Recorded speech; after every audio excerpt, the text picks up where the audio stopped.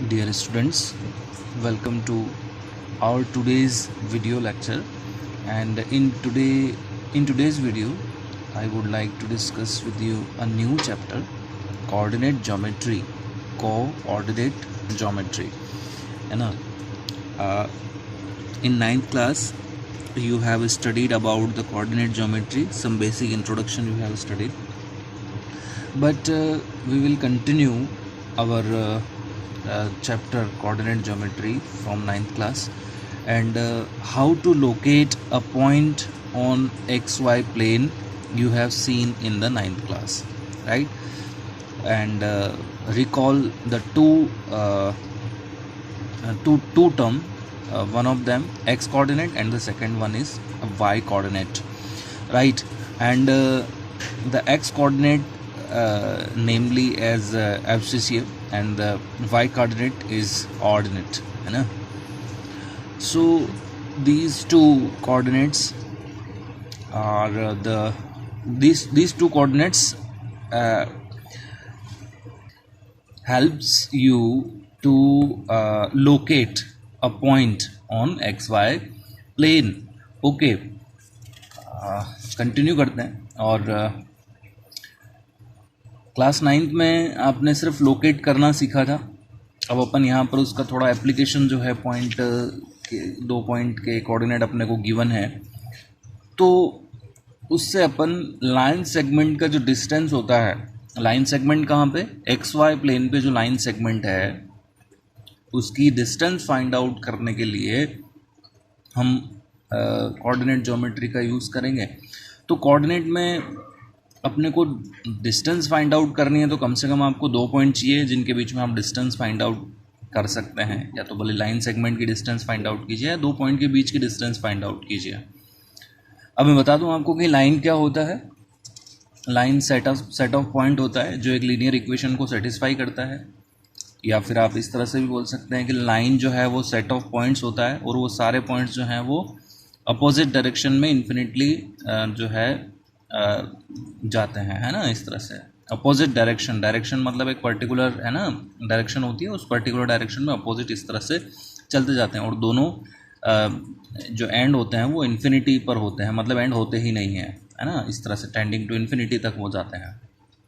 तो यही बात यहाँ पर लाइन सेगमेंट के अकॉर्डिंग करें तो लाइन सेगमेंट क्या होता है, किन्हीं भी दो पॉइंट पे एंड होता है, और उसकी लेंथ आप लोग फाइंड आउट कर सकते हैं बाय यूजिंग डिस्टेंस फार्मूला। अगर वो आपको एक्स वाई प्लेन में कोऑर्डिनेट ज्योमेट्री के अकॉर्डिंग आपको वहाँ पर कोऑर्डिनेट दे रखे हैं, तो आप उनकी डिस्टेंस फाइंड आउट कर सकते हैं। बहुत ही ईजी है।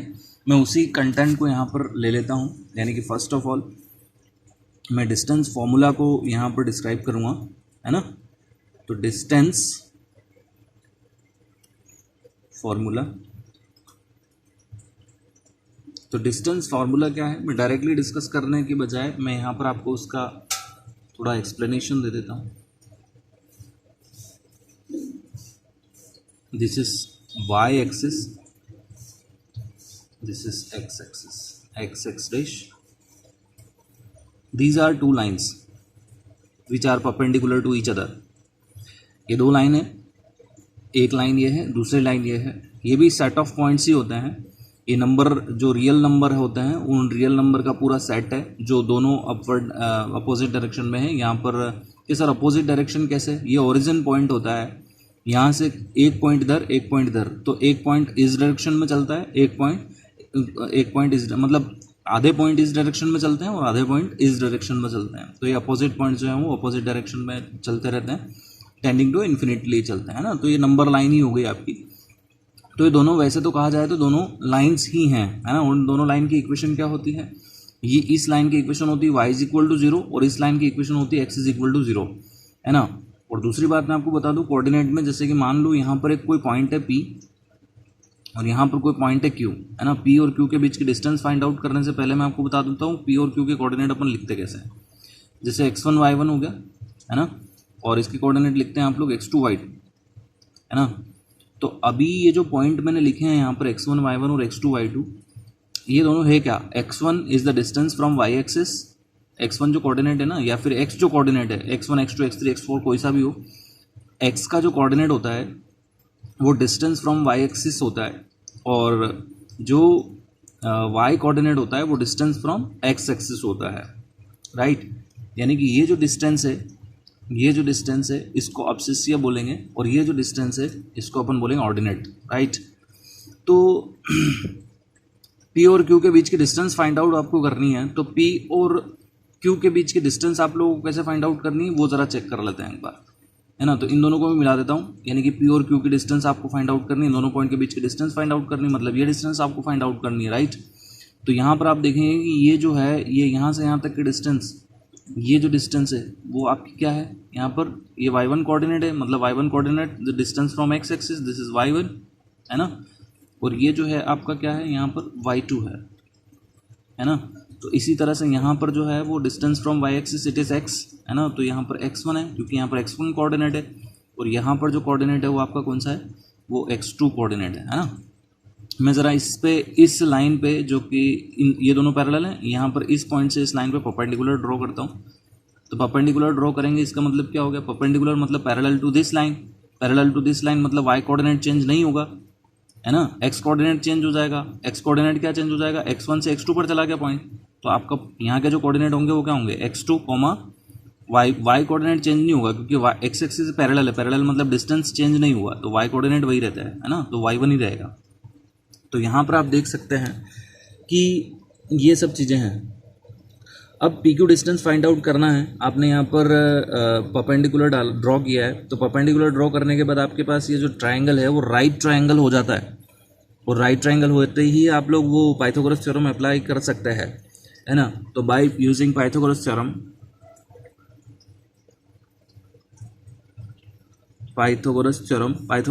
क्या हो जाएगा आपका, पी क्यू आर में इस पॉइंट को दे देता हूँ, है ना। तो पी क्यू का होल स्क्वायर मतलब P Q square is equal to दोनों साइड्स का स्क्वायर का सम, है ना, यानी कि P R square plus Q R square, ऐसा कर सकते हैं। अभी जैसे कि मैं आपको बता दूं कि ये डिस्टेंस कितनी होगी आपकी और ये डिस्टेंस कितनी होगी, उससे पी क्यू आ जाएगा आपका। कैसे आ जाएगा, ये डिस्टेंस कैसे निकालते हैं अपन, ये डिस्टेंस यानी कि ये डिस्टेंस कैसे निकालते हैं, यहाँ से यहाँ तक की डिस्टेंस x2 होती है, यहाँ से यहाँ तक की x1 होती है, तो यहाँ से यहाँ तक की डिस्टेंस क्या हुई, x2 माइनस x1 हुई, तो p जो r है वो आपका कितना है, x2 माइनस x1 है।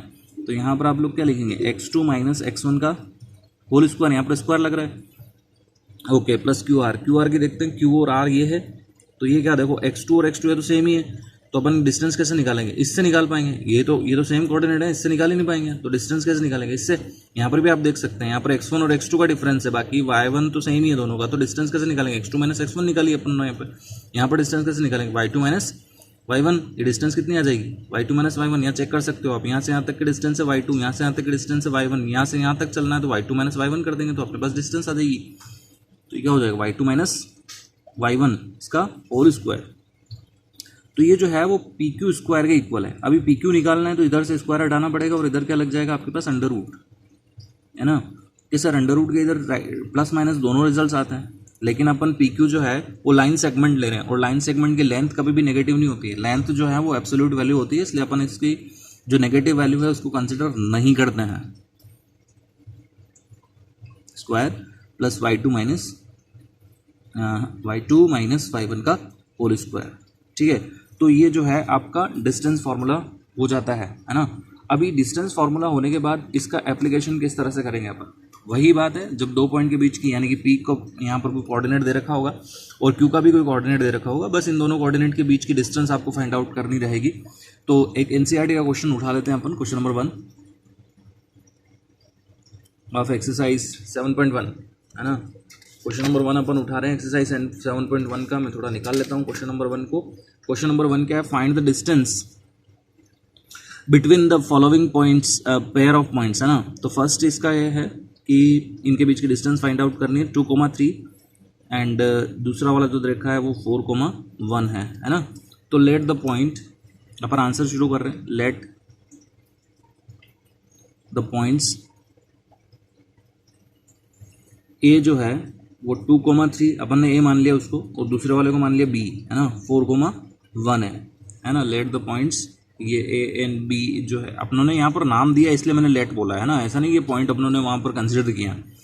इस पहले वाले पॉइंट को ए नाम दे दिया, दूसरे वाले पॉइंट को बी नाम दे दिया, है ना, ऐसा कुछ नहीं है। अब देखो देन डिस्टेंस कैसे निकालेंगे अपन, डिस्टेंस फॉर्मूले से निकालेंगे, है ना। तो डिस्टेंस जो है वो आप लोग डिस्टेंस फॉर्मूले से निकालेंगे। तो डिस्टेंस को आप लिखते कैसे हैं, डिस्टेंस को आप लिखेंगे A B, right. A B लिखने का मतलब ये होता है कि पहले आपको क्या करना है, x1 और x2 आप किस तरह से मानेंगे, x1 y1 x2 y2, A B निकालना है तो x2 माइनस x1 करना है कि सर अगर ये माइनस ये होने के बजाय अगर ये माइनस ये हो जाए तो भी कोई फर्क नहीं पड़ेगा, आंसर में कोई फर्क नहीं पड़ेगा, ठीक है। इसलिए ऐसा हो भी जाए आगे पीछे हो जाए, पर ये ध्यान रखें कि सिर्फ सेम कोऑर्डिनेट में आगे पीछे हो। ये y2 इसको यहाँ लिख दिया तो गड़बड़ हो जाएगी ना बेटा, तो ऑर्डर में चलता है, राइट। कुछ भी चीज़ जो है वो नियम में चलती है तो ठीक रहती है ना, वरना वो सब गड़बड़ हो जाता है, राइट। तो 2,3 है और ये 4,1 है। नियम मतलब ये पक्का ही है, ये ध्यान रखना है। ऑर्डर अपन इसी तरह से चलता है, पहले x लेते हैं फिर y लेते हैं। तो 2,3 है और यहाँ पर 4,1 है, तो इसको अपन x1 मान लें, इसको अपन x2 मानेंगे, इसको अपन y1 मानेंगे, इसको अपन y2 मानेंगे। ये y कोऑर्डिनेट है और ये पहले वाले क्या है, x कोऑर्डिनेट है ना, इसलिए ऑर्डर में पहले इनको लिखा है।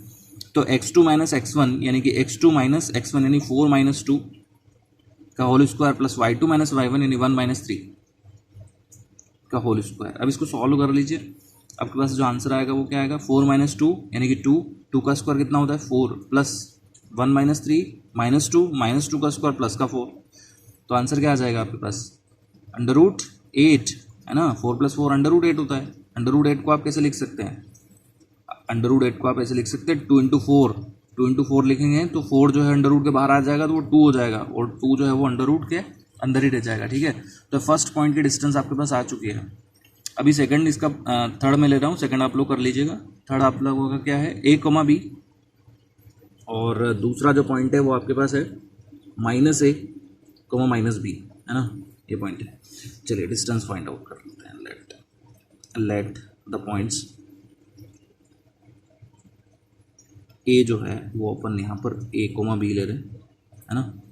b जो है वो अपन यहाँ पर -a, -b ले रहे हैं, ठीक है।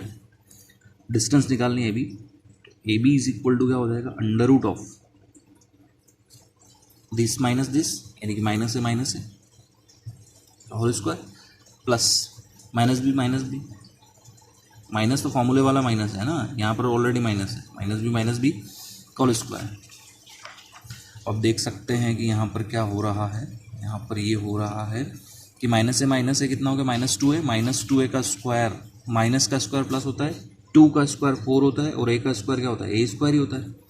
फिर यहाँ पर भी क्या हो जाए, माइनस का स्क्वायर प्लस फिर 2b हो गया है, तो 2 का स्क्वायर कितना हो गया 4, विल बी b स्क्वायर। अच्छा यहाँ से आप क्या कर सकते हैं, 4 कॉमन आउट ले सकते हैं। 4 कॉमन लेंगे तो बाहर आ जाएगा तो कितना हो जाएगा, 2 हो जाएगा और अंडर रूट के अंदर क्या बच जाएगा, a square plus b square. तो डिस्टेंस आ जाएगी ए बी, ठीक है, इजी। चलिए ठीक है, नेक्स्ट बात करते हैं पेज नंबर 2 की अपन बात करते हैं। And page number 2 having experiment, it is coordinate geometry ना।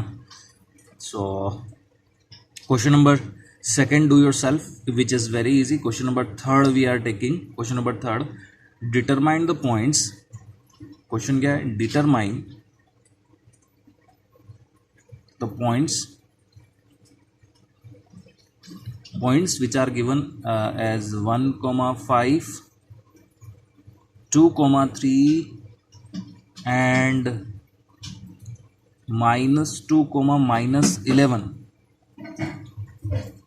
are collinear,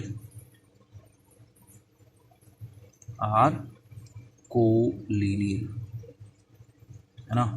तो अभी जब ये कोलिनियर है तो कोलिनियर की कंडीशन क्या होती है पहले मैं आपको बता देता हूँ। If the points are collinear,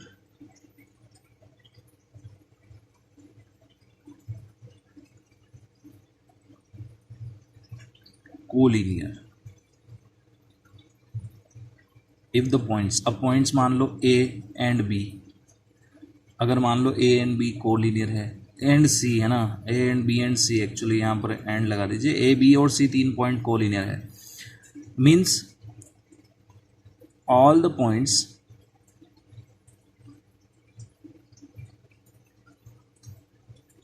lies upon same line. बात को समझना ध्यान से। अब मैं इसको अलग पेज पे बता देता हूँ ताकि क्या है थोड़ा आपके लिए ठीक रहेगा, है ना। क्या होता है, देखो बात क्या होती है कि अगर मान लो 3 पॉइंट है, 3 पॉइंट को लीनियर होने का मतलब ये है कि वो तीनों पॉइंट एक लाइन पे हों, है ना। कहीं पे भी हो सकता है, मान लो जैसे ए यहाँ है, बी यहाँ है, सी यहाँ है, कि नहीं सर ये तो ये सी यहाँ है, फिर ये बी यहाँ है और ए यहाँ है, ऐसा कुछ भी, मतलब होंगे तो एक लाइन पे ही ना, आगे पीछे हो सकते हैं, कोई दिक्कत नहीं। कि सर ये बीच में होगा क्या, ऐसा कुछ नहीं है। बीच में मतलब कहीं पर भी, है ना, बिल्कुल एकदम सेंटर में नहीं, है ना। ऐसे भी हो सकता है, जैसे कि मैं यहाँ बता देता हूँ, ए यहाँ है, बी यहाँ है और ये सी यहाँ हो सकता है, मतलब एक लाइन पे होंगे, राइट।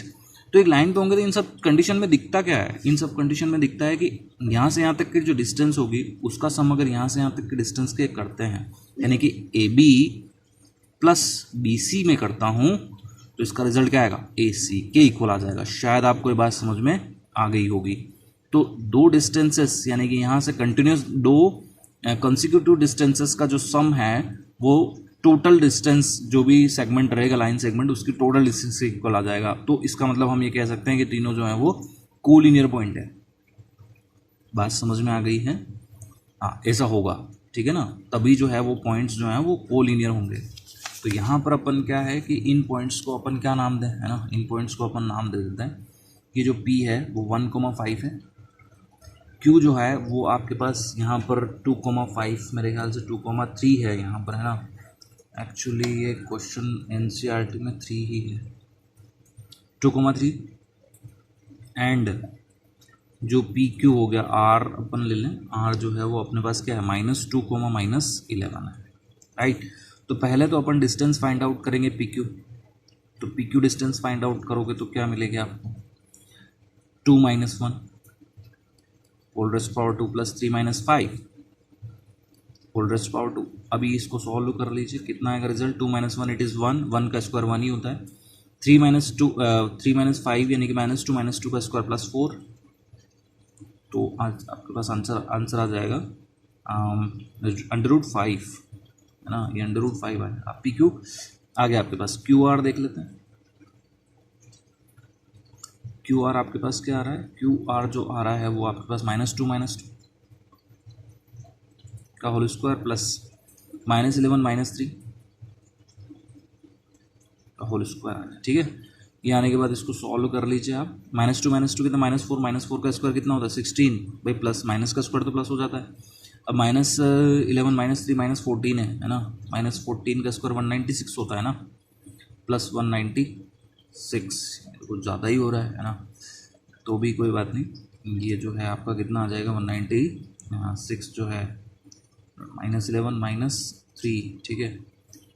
तो आपका तो ये हो जाएगा √112, है ना। और तीसरा पॉइंट जो है अपने पास जो कि है PR क्या है, PR है अपने पास -2 - 1 का होल स्क्वायर प्लस -11 - 5 का होल स्क्वायर कैंसिल। अभी देखिए -2 - 1 -3 का स्क्वायर 9 हो जाता है, ये -11 - 16 हो जाता है मेरे ख्याल से। तो ये -16 का स्क्वायर दिस इज 256 जो है वो आपका होता है। यहाँ पर आप 256 लिख सकते, 256। अब जो आंसर हो जाता है वो हो जाता है आपके पास 265, √265। यहाँ पर ही देखोगे इन दोनों का सम भी इसके इक्वल नहीं हो रहा, है ना। और इन दोनों का सम तो इसके इक्वल कहाँ से होगा, तो किन्हीं भी दो, इन दोनों का सम तो इसके इक्वल कहाँ हो जाएगा, है ना। तो इन दोनों का भले सम भी करोगे आप तो भी इसके इक्वल जो है वो कभी भी नहीं आएगा, है ना। तो इसका मतलब क्या है कि तीनों पॉइंट्स क्या हैं, कोलिनियर नहीं है ना। These points